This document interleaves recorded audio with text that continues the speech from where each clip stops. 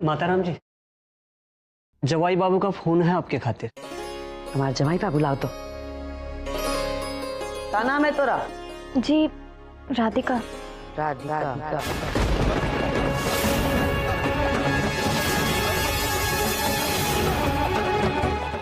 जी मैं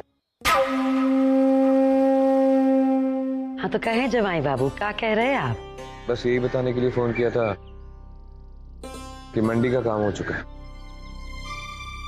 आप चिंता ना करें। आपके रहते हुए हमें कौनो बात की चिंता हो सकत है जमाई बाबू। हम तो 24 घंटा बस यही बात सोचत रहे कि आप ना होते तो कौन संभाले ये सब। आपके बिना तो ये घर बिना राम की अयोध्या जैसन हो जात। किसी और को तो कोनो फिक्र है नहीं किसी चीज का इस घर में। जमाई बाबू वक्त से घर आ जाइएगा, कोनो जरूरी बात करे का है हमें आपसे। जी। जीते रहो बचवा।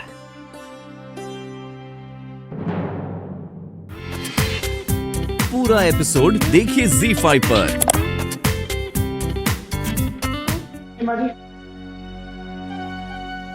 ये पर्ची संभाल के रख। माँ जी की दवा खत्म हो गई है ना? जी।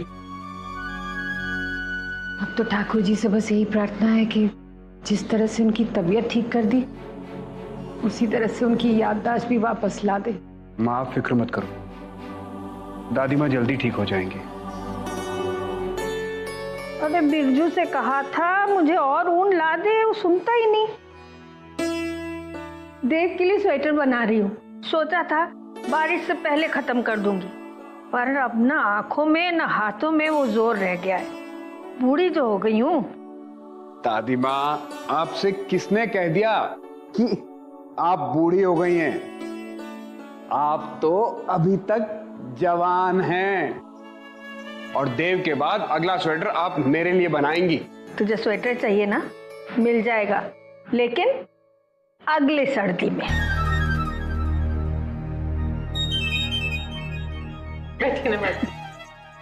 अरे बहू, मैंने तुमसे कहा था ना कि पश्मीना शॉल मंगवा लेना देव के लिए।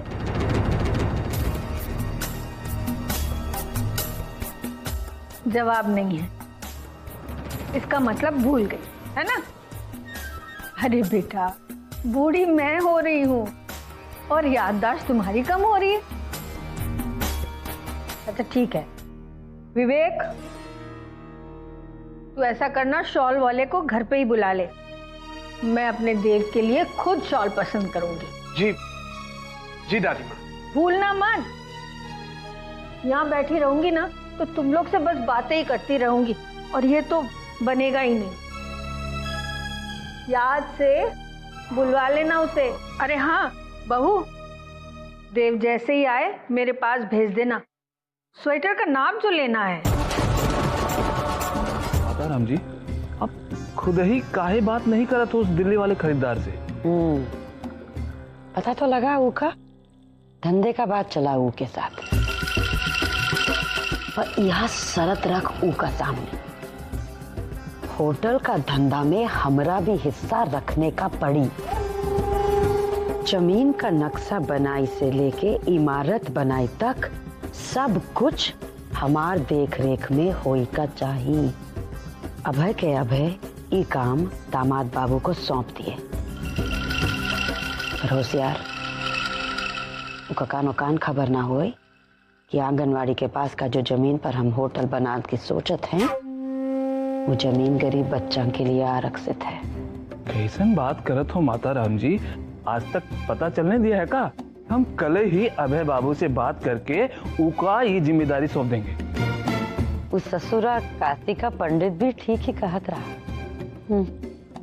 रहा हमरी कोक का जना हमरे काम ना आवेगा, हमें सुख चैन बाहर वालन से ही मिलेगा।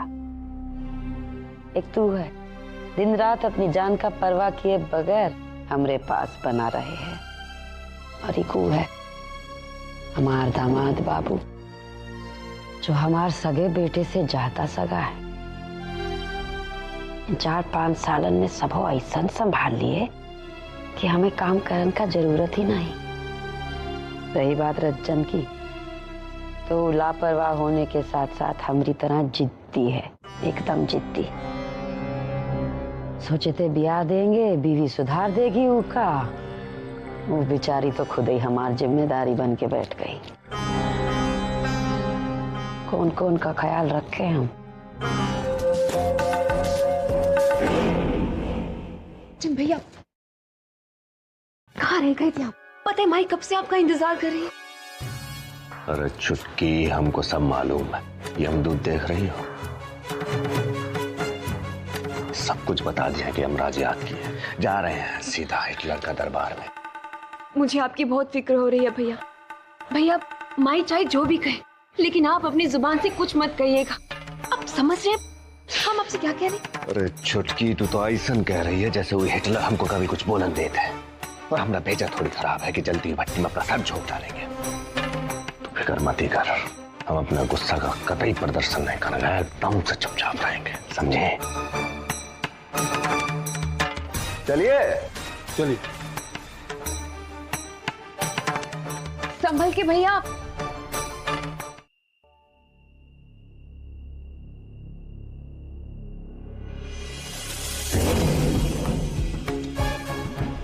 भी ज्ञान देगा। कैसे हो रजत? बढ़िया, बहुत बढ़िया। और वैसे भी जिसके ऊपर आप जैसन की कृपा हो, वो कैसा हो सकता है? अभी अभी आप ही की कृपा से माँ जी के हाथ से गर्मा गर्म दूध और जलेबी खाकर आ, भगवान कसम बहुत मजा आया। साला अपना ही बेटा दुश्मन दिखाई देता है होगा। मैं पूछता हूँ, क्या जरूरत थी अभय बाबू सवेरे सवेरे मंडी जावे की?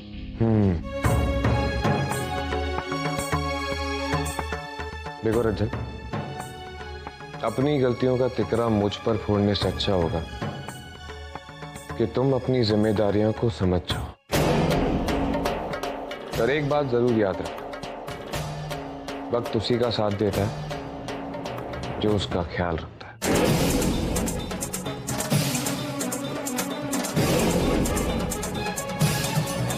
जमाई बाबू, पायला, चुप चुप जियो। माताराम जी, आपसे एक बात कहनी थी। आपने जो मंडी में अग्रवाल जी के साथ जो सौदा किया था वो आप तोड़ आए हैं, यही ना? जी। हमका सब खबर है, एकदम सही किए हैं आप। उस ससुर अग्रवाल अगली बार हमार संग तो का अपने संग भी बेईमानी करे से पहले 100 बार सोचेगा। सच कहे जमाई बाबू, हमार सबसे बड़ा ताकत आप ही हैं। हम तो आपसे सीखे का कोशिश कर रहे, बगैर झगड़ा के कैसे अयो बेईमान और खोटे लोगों का संग कैसन पेश आना चाहिए। मक्कार और दुष्ट लोगों का मन में भय पैदा करने का खातिर लठ नहीं, दिमाग का जरूरत होता है। दिमाग का। माँ जी, मैं घर के काम को बोझ नहीं समझती, मैं तो इन्हें फर्ज समझकर पूरा करती हूँ। मैं क्या जानती नहीं हूँ?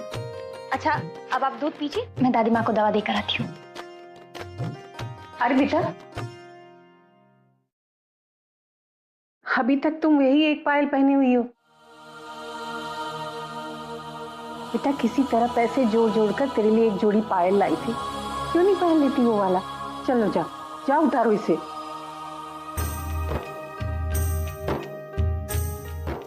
छोटी बहू, अब तुम सोचने क्या लगी? नहीं माँ जी, मैं ये पायल नहीं उतार सकती। ये मुझे उन्होंने बहुत प्यार से पहनाई थी। एक पायल तो मैं वैसे भी 5 साल पहले मेले में खो चुकी हूँ। अब ये दूसरी पायल नहीं उतार पाऊंगी माँ जी। मैं इसे अपने आप से अलग कर ही नहीं सकती। पूरा एपिसोड देखिए ZEE5 पर।